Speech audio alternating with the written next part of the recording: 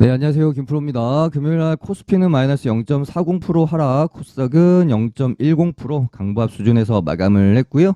우리 증시는 사실 방향성 자체가 이렇게 추세를 지키고 있는 정도에서 유지를 하고 있습니다. 다만 이 추세에 지금 하단 구간 안에서 반등을 일단 이제 지지가 나오고 있는데요. 여기서 이 추세를 지지를 하고 다시 한번 이 전고점을 뭐 이제 돌파하는 흐름으로 지속이 될지 아니면 여기서 결국 지지 실패하고 톡 하면서 한번 꺾일지 굉장히 좀 단기적으로 중요한 방향성을 결정짓는 뭐 다음 주가 될 것 같고요.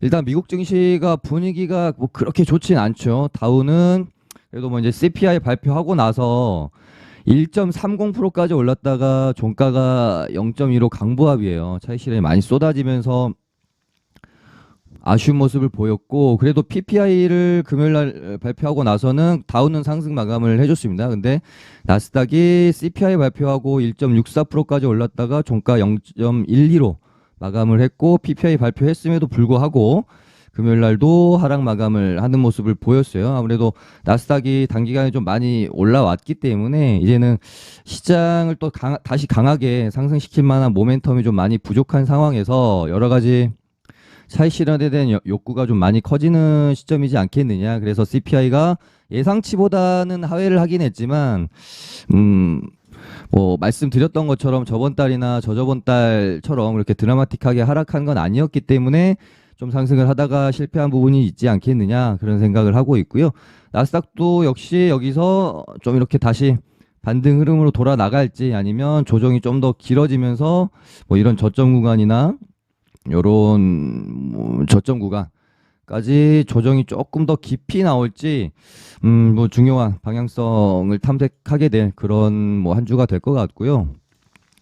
최근에 사실 이제 미국 증시랑 우리 증시가 그렇게까지 뭐 커플링이 되는 모습은 아닙니다. 우리 증시는 이 추세 안에서 그냥 좀 잘 버텨내고 있는 상황인데, 예전에 저는 뭐 이제 시장이 여기서 금리나 그러니까 미국이 뭐 이제 경기 침체로 뭐 가는 듯한 분위기에서 연말 연초까지만 해도 그랬잖아요. 근데 지금 뭐 경기 침체가 없는 흐름으로 좀 가고 있고, 금리 그런 상황에서 뭐 금리나 뭐 CPI 뭐 인플레이션 같은 문제로 시장이 완전 이렇게 막 꺾이는 흐름으로 가긴 저는 힘들다고 보고, 시장이 만약에 여기서 흐름을 완전히 하방으로 꺾이는 흐름이 나온다라고 하면은 뭔가 좀 다른 글로벌리한 숨어있던 악재들이 터졌을 때이지 않겠느냐라는 말씀을 드렸고, 혹시라도 글로벌리하게 어떤 시장 경제 흐름을 뒤바꿀 수 있는 악재가 터진다면 결국은 부동산 쪽일 가능성이 굉장히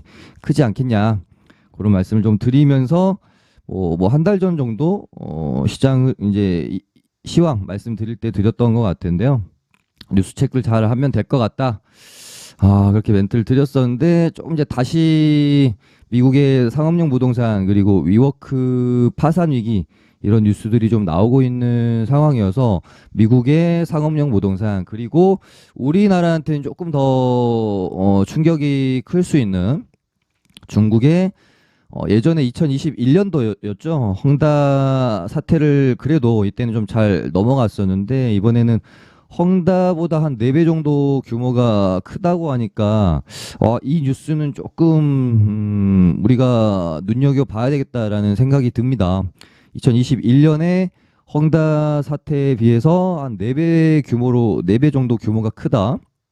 그래서 지금 컨트리 가든 이 이슈를 잘 우리가 뉴스를 팔로우 해야 될 것 같아요. 어떻게 좀 진행이 되는지. 그래서 지금은 이제 시장의 방향성을 좀 모색하는 자리라고 보여지고, 방향성이 이제 위든 아래든 결정이 아직은 되어 있는 상황이 아니기 때문에 당분간 시장의 방향성을 좀 어느 정도 위든 아래든 뭐 결정 짓는 그런 흐름을 보일 때까지 조금 리스크 관리를 철저히 할 필요가 있는 그런 시장이라고 보여집니다. 이제 무엇보다 조금 흐름에 대해서 우리가 조심해야겠다라고 생각하는 부분은 시장의 가장 큰 파일을 차지하고 있는 2차 전지 대형주들, 중대형주들이 결국은 F4의 MSCI 편입 확정이 나고 나서 말씀을 제가 목요일 날 방송이었던가요?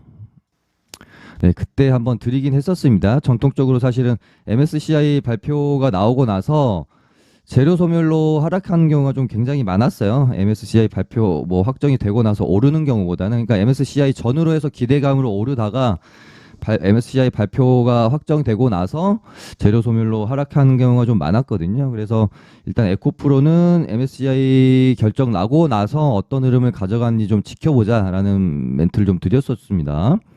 일단 뭐 하락폭이 뭐 엄청 그렇게 일단 크지는 않았습니다. 5일선도 깨지는 않았고요. 그래서 여기서 어떻게 좀 진행이 되는지, 요 구간 안에서 에코프로가 어떻게 진행이 되는지 우리가 좀 지켜볼 필요가 있을 것 같고, 에코프로 BM도 요 정도 가격까지 내려오면은 한번 반등이 나올 수 있는 자리다라고 제가 생각했던, 요때 4월 10일 날 만들어놨던 고점 자리거든요. 결국에는 여기 31만 한 6천 원 부근까지 하락이 나왔어요. 그래서 여기서 일단은 뭐 한번 반등은 나올 수 있다라고 보고 있는데요. 여기서 지지받고 다시 이렇게 흐름을 만들어 갈지, 아니면 여기도 깨고 이런 식으로 하락이 나올지, 에코프로랑 에코프로 BM 지켜봐야 될 것 같고, 무엇보다 또 포스코 그룹주들이 가면은 참 예쁜 자리였는데, 일단 여기서 가는 척 하다가 정고점 부근에서 갭만 띄우고 에코프로가 죽으니까 얘네는 뭐 같이 갈 수밖에 없잖아요. 시장의 투자 심리상. 그래서 포스코가 가든 에코프로가 가든 한쪽이 따라갈 텐데, 에코프로가 약간 이제 죽어버리니까 포스코 애들도 차익 실현 매물이 나오면서 일단은 꺾이는 흐름이고요. 이렇게 되면은 포스코 인터내셔널도 이런 일단 21선 구간까지는 조정이 좀 나올 것 같습니다. 그래서 여기서 지지받고 이런 식으로 다시 돌아 나가는 흐름이 나오는 게 지금으로서는 좀 베스트겠죠. 이왕 가격 조정으로 들어갔다라고 하면 이런 저점 구간 혹은 뭐 8만 원 구간 21선 이렇게 올라올 거고요. 이런 구간 안에서 지지를 받고 이렇게 다시 가면서 이런 전고점 3번 맞고 떨어졌던 이런 고점을 뚫어내는 그런 상승이 나와준다라고 하면은, 그래도 지금으로서는 시장 상황에도 그렇고, 왜냐면은 얘네가 여기서 이런 식으로 막 꺾여버리면 절대 시장이 강할 수는 없어요. 물론 2차 전지가 약했음에도 불구하고 뭐 화장품주나 초전도체 관련주들이 올라주면서 시장이 그래도 견조하게 마감을 하긴 했지만, 2차 전지 애들이 이런 식으로 꺾이는 과정 안에서 시장이 강하게 상승하기는 좀 힘들잖아요. 그래서 결국 우리는 얘네들이 상승을 해주는 게 여러모로 우리는 이제 좋을 수밖에 없는 상황이죠. 그래서 적당히 좀 조정받고 다시 이렇게 돌아 나가주기를 좀 바라면서 일단 지켜봐야 될 것 같고, 포스코 홀딩스도 일단은 21선 눌림목 구간에서 여기서 딱 이렇게 가주면 참 이쁜 자리였는데, 일단은 금요일날 좀 꺾이는 모습이 나왔고요. 얘도 뭐 여기서 완전 이렇게 꺾이는지, 그래도 요 정도 가격대 좀 지켜주면서 다시 이렇게 나가는지, 만약에 이 가격대를 훼손한다, 이탈한다라고 하면 그때는 조금 부정적으로 볼 수밖에 없을 것 같습니다. 그래서 뭐 포스코 인터내셔널이랑 포스코 홀딩스 그리고 포스코 DX 이런 애들이 이제 이런 자리들을 좀 지켜줘야 되겠죠. 이런 자리들을 이런 식으로 돌아 나갈지 한번 봐야 될 것 같고, 그 다음에 당연히 금양도 꺾일 수밖에 없죠. 에코프로가 꺾이면. 일단 금양도 한 요런 자리까지는 조정이 나오지 않을까라고 생각을 하고 있습니다. 그래서 당분간 2차 전지는 가격 조정 후에 다시 흐름을 좀 만들어 가는지 지켜봐야 될 것 같고요. 2차 전지의 시장의 어떤 관심을 완벽히 대체할 만한 다른 테마가 지금으로서 이제 초전도체가 나와버렸기 때문에, 사실 2차 전지에서 수급이 이 정도까지 이탈을 하면서 하락이 나왔던 이유이기도 하죠. 어찌됐건 초전도체랑 2차 전지는 지금으로서는 완전 이제 수급의 어떤 시속 게임을 하고 있는 상황이었기 때문에, 초전도체가 상승을 함으로써 어찌됐건 뭐 2차 전지는 하락을 할 수밖에 없는 상황에 놓여 있었다. 뭐 초전도체가 이 정도까지 좋은 모습을 보이지 않고 또 빠졌으면 2차 전지주들이 이렇게까지 크게 하락을 또 하진 않았을 수도 있을 것 같거든요. 근데 뭐 장 막판까지 해가지고 뭐 계속해서 급등을 초전도체 테마가 보여주면서 에코프로는 조금 더 약세를 많이 보였던 것 같고요. 그다음에 초전도체 테마는 목요일날 방송에서도 말씀을 드렸고요. 이 정도 기세면은 매매 거래 정지 하루 당하겠다라는 의지로 볼 수밖에 없지 않겠느냐. 그래서 신성 델타테크가 금요일도 뭐 10% 이상 상승 마감을 하게 되면은 이제 월요일이죠. 내일 거래 정지가 되게 돼요. 그러면은 이 정도 강했던 시장의 대장주가 월요일 날 매매 거래 정지가 되면 그 다음에 시장의 어떤 2등주, 3등주였던 애들이 이제 오늘 하루는 내가 대장이야라고 하면서 굉장히 강하게 움직임이 나올 가능성이 크기 때문에 우리가 신성 델타테크가 거래 정지가 나올 경우를 대비한 2등주와 3등주를 좀 봐야 된다. 근데 이때 당시까지만 해도 신성 델타테크 말고는 파워로직스가 좀 명확한 시장에 저는 2등주라고 봤고요. 어찌됐건 지금 지분 관계가 명확히 있는 신성 델타테크랑 파워로직스가 시장에서 강한 모습을 보여주고 있는 상황이었고 가운데 뭐 덕성 정도가 움직임이 좀 있었고 뭐 비추로테크 바닥권에 좀 올라오는 모습 뭐 대창 정도 있긴 했는데요.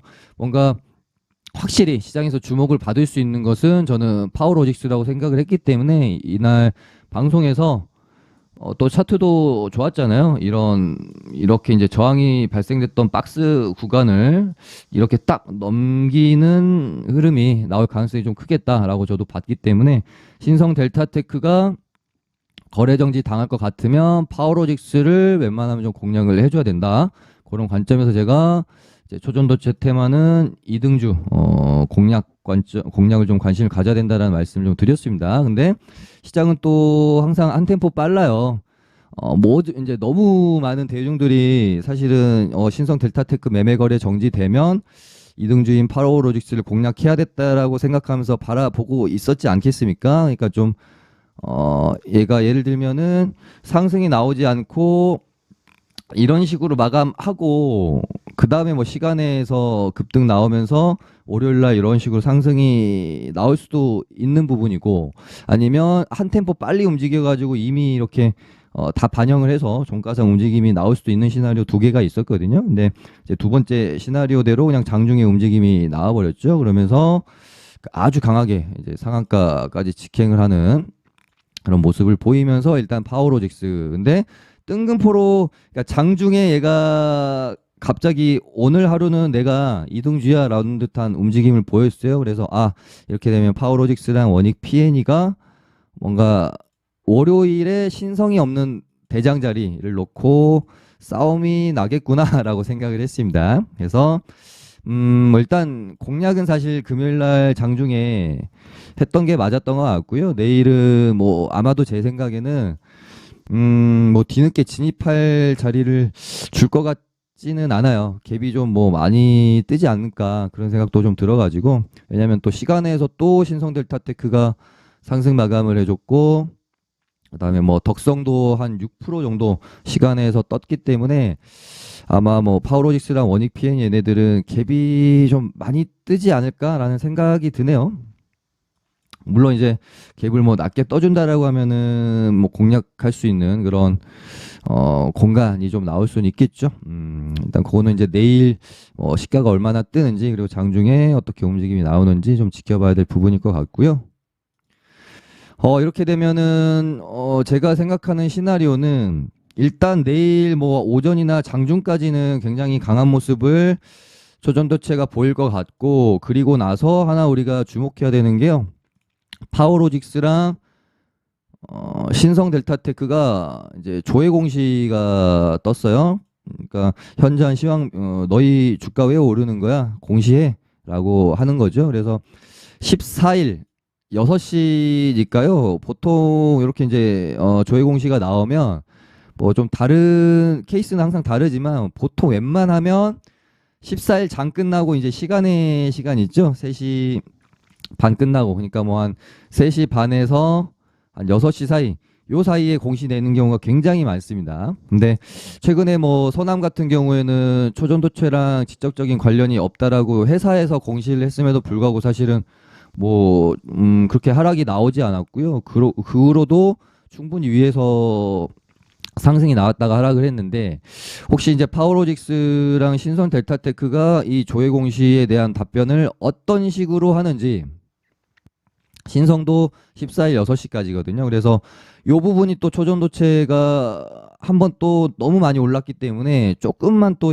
어떤 투심을 건드릴 수 있는 답변이 나온다라고 하면 서남 때랑은 다르게 요번 이제 조회 공시 때는 조금 하락이 나올 수도 있지 않을까? 뭐 그런 생각이 들어서요.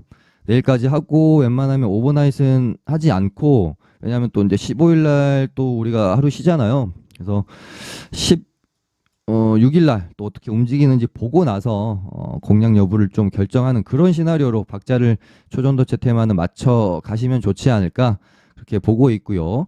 그러고 나서도 또 저는 초전도체 테마가 쉽게 움직임이 죽지는 않을 거다라고 보고 있거든요. 어찌됐건 기간이 남아 있어요. 지금 한 2주, 늦으면은 3주, 빠르면 한 2주 후에 제대로 된 이제 브리핑이 있을 예정이기 때문에 그때까지 시간이 좀 남아 있습니다. 한 1주에서 2주 정도는 더 얘네들이 움직일 수 있는 시간이 남아 있기 때문에 뭐 조정이 왔을 때 대장주들을 어떤 공략 타임을 잡아본다든지, 아니면 이 테마가 이렇게 죽지 않는다라고 하면은 바닥에 있던 원익 PN이가 갑자기 이렇게 올라온 것처럼 다른 바닥에 있던 종목들이 올라올 가능성도 또 있는 겁니다. 지금 뭐 인지 컨트롤스도 바닥에서 다시 올라오고 있죠. 이렇게 되면 얘도 이런 구간 맞고 떨어지고 했던 이런 구간을 넘겨주는지 봐야 될 것 같고요.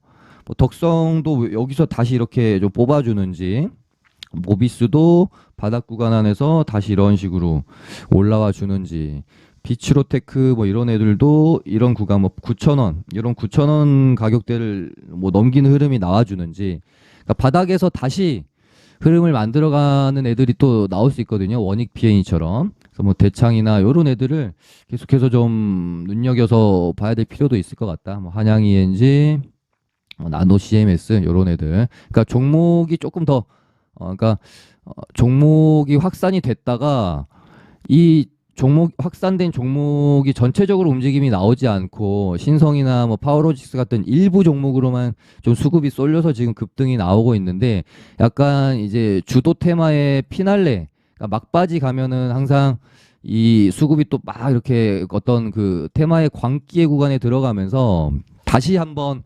종목들이 수급이 확산이 되면서 여러 종목들이 또 상승이 나올 수가 있는 거거든요. 그래서 그런 부분들까지 좀 체크를 초전도체 테마는 해야 될 것 같고요. 그리고 화장품주들도 요번 뉴스는 조금 그래도 세다. 그래서 항상 보면 화장품주들이 시세를 크게 이어가지 못하고 단발성으로 올랐다가 죽는 경우 되게 좀 많았었는데, 이번에는 저는 굉장히 좀 뉴스 자체가 좋기 때문에 시세가 뭐 단발성으로 죽기보다는 조금 더 계속해서 우리가 트레이딩을 할 수 있는 그런 구간이 나오지 않을까라는 멘트를 좀 드리긴 했었죠. 뭐 한국 화장품이 또다시 이제 상한가 들어갔고, 한국 화장품 얘가 제조인가? 제조 2등주 정도 되는 것 같고요. 뭐 거래가 좀 터졌던 애들 중에는 뭐 마녀공장이 할 만할 것 같다라는 말씀을 좀 드렸었고, 그다음에 이렇게 되면은 뭐 여행 관련주들도 좀 봐야 되겠죠. 뭐 노랑풍선, 참 좋은 여행, 뭐 에어부산이나 뭐 진에어, DA항공 요런 애들까지 좀 같이 보시면 될 것 같고요. 먼저 화장품 관련 중국 관련주들은 지금은 일단은 뭐 거래 대금이 그렇게 좀 크지 않고 되게 좀 가볍게 움직이는 경향성이 커서 조금 더 이 수급적인 면이나 테마가 좀 탄탄해지는 느낌이 들면서 조정 구간이 나왔을 때 뭐 공략 타점을 뭐 잡아보는 것도 저는 괜찮을 것 같아요. 예를 들면은 목요일 방송에서도 말씀을 드렸지만 지금은 이번에는 한국 화장품이 대장이고 한국 화장품 제조가 2등주인데요. 이때 당시에는 한국 화장품 제조가 이제 대장주였었거든요. 그때 당시는 이렇게 움직임이 나왔었습니다. 뭐 급등 나왔다가 한 3일 뺐다가 또 이렇게 올렸다가 조정 다시 뭐 급등 뭐 이런 식의 흐름 나올 수 있으니까요. 얘네들도 뭐 이 윗구간에서 근데 또 이때랑은 다르게 움직임이 뭐 나올 수도 있고, 아니면 이런 식으로 길게 또 이음봉이나 뭐 이런 식으로 조정이 나올 수 있거든요. 뭐 이럴 때 공략 타점을 좀 잡아볼 수 있겠죠.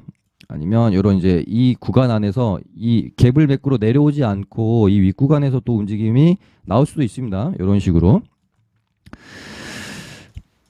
그리고 뭐 볼만한 게 지금 많이는 없어요. 2차 전지 관련주들이 약간 이제 당분간 조금 시선에서 시장 중심에서 벗어나 버리는 상황이 왔기 때문에 뭐 초전도체 테마 그리고 화장품 관련주들 그리고 에이프로젠 그룹주들은 매매하기가 조금 까다롭죠. 사실 변동성도 좀 많이 크고 얘네들도 보면은 좀 단발성으로 그냥 한번 올렸다가 죽이는 경우가 좀 많았어 가지고요. 조금 뭐 흐름을 좀 지켜봐야 될 것 같습니다. 뭐 비중을 많이 실어서 매매를 할 수 있을 만한 그런 재료는 아닌 것 같고 최근에 이제 뭐 비만 치료제 테마로 좀 형성이 되면서 강한 흐름을 보여주고 있는 인벤티지 랩이랑 뭐 펩트론, 라파스 얘네들도 재료 자체는 또 좋아서요. 뭐 한미사이언스도 바닥에서 좀 잘 올라와 주고 있는 상황이죠. 그래서 비만 치료제도 뭐 지속성은 좀 있다라고 보여집니다. 그 외에 뭐 바이오 관련주들도 뭐 신테카 바이오나 뭐 이런 애들도 흐름이 뭐 괜찮죠. 근데 약간 이제 뭐 종목들이 시장을 힘있게 주도한다라는 그런 뭐 대장 느낌이 나는 종목들은 좀 없어가지고요. 뭐 눌림목이 나왔을 때 공략을 해야 될지는 시장 분위기를 조금 더 지켜봐야 될 것 같고요. 그 다음에 진단 키트 관련주들도 제가 흐름이 한 번은 더 나올 것 같기는 한데 사실 지금 뭐 코로나 재확산이라는 이 재료 자체가 얼마나 시장에서 강하게 받아들여질지는 잘 모르겠다. 그냥 바닥권에서 많이 떨어졌고 수급이 한번 들어와야 될 자리에서 때마침 코로나 재확산이라는 이슈가 그냥 하나의 모멘텀으로 좀 작용하는 것 같다라는 느낌을 지울 수가 없어서 얘네가 뭐 얼마나 시장을 주도하면서 큰 강한 시세를 낼 수 있을지는 좀 잘 모르겠다. 하지만 또 휴마시스도 한 번 움직임 나오면은 어설프게 요 정도 오르고 죽는 애는 또 아니라서 상승 나왔으니까 또 조정 받고 다시 뭐 이런 식으로 120선 올라타고 뭐 이렇게 진행이 될 수가 있는 거니까요. 조정 구간에서 뭐 한번 지켜는 보자 정도로 멘트를 일단 드렸었는데 휴마시스 그다음에 뭐 랩지노믹스 급등 나왔다가 지금 좀 눌리는 구간이거든요. 이런 구간 안에서 다시 이렇게 좀 돌아 나가는지 뭐 지켜볼 필요는 있겠지만 지금으로서는 메인은 어찌됐건 조정 구간 안에 있는 2차 전지랑 초전도체 이렇게 두 개 그리고 뭐 로봇 AI 요 정도가 저는 메인이라고 보고 있어서요.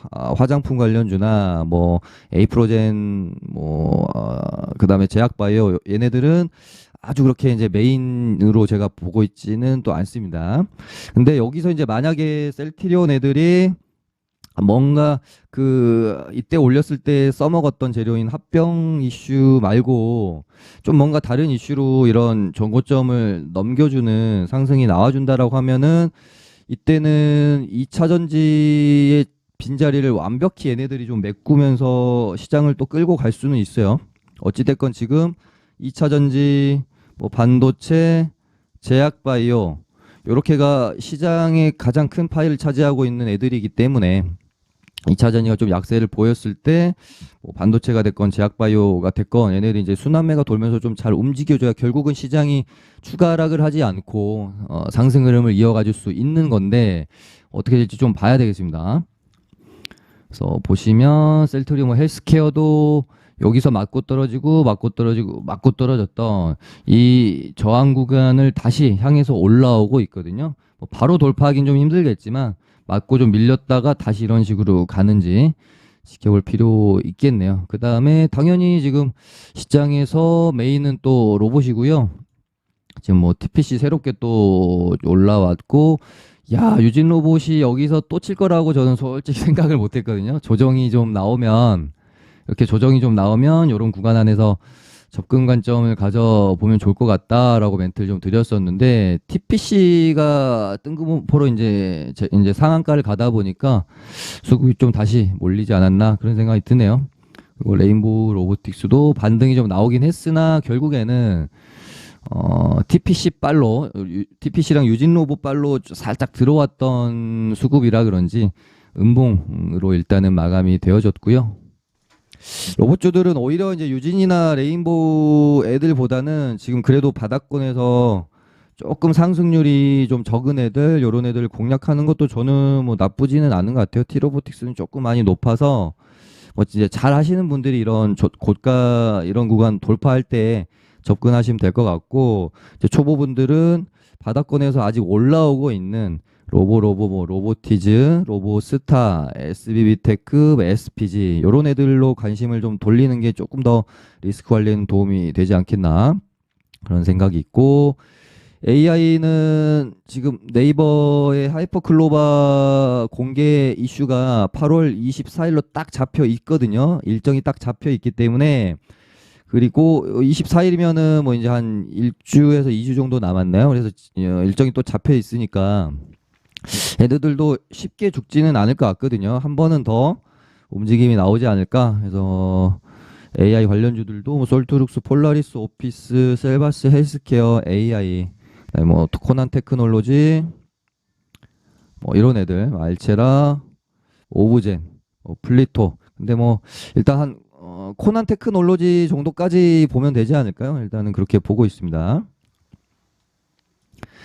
그리고 목요일날 방송에서 반도체가 반등이 좀 나와줘야 되는 타이밍 같다. 여기서 한미 반도체가 이렇게 양봉을 만든 것도 조금 수상하고, 이 수페타 지수도 조정이 좀 많이 나왔기 때문에 뭐 이날 방송에서 말씀을 좀 드렸었죠. 여기서 다시 이런 식으로 좀 돌리는 반등을 기대해봐야 될 것 같다라는 멘트 드렸었는데, 약간 이제 반도체도 전체적으로 힘있게 섹터 전체가 오르는 느낌은 좀 부족했고요. 이 스페타시스랑 한미 반도체만 힘을 내주는 좀 그런 상황이었어요. 아무래도 지금 시장의 관심이 뭐 초전도체나 이쪽으로 수급이 많이 몰려있기 때문에 반도체 뭐 2차전지 이쪽은 당분간은 조금 흐름이 그렇게 강하지는 않을 것 같다라는 생각이 듭니다. 네, 그럼 오늘은 뭐 이 정도 하고요. 좋아요 많이 눌러주시면 감사하겠습니다.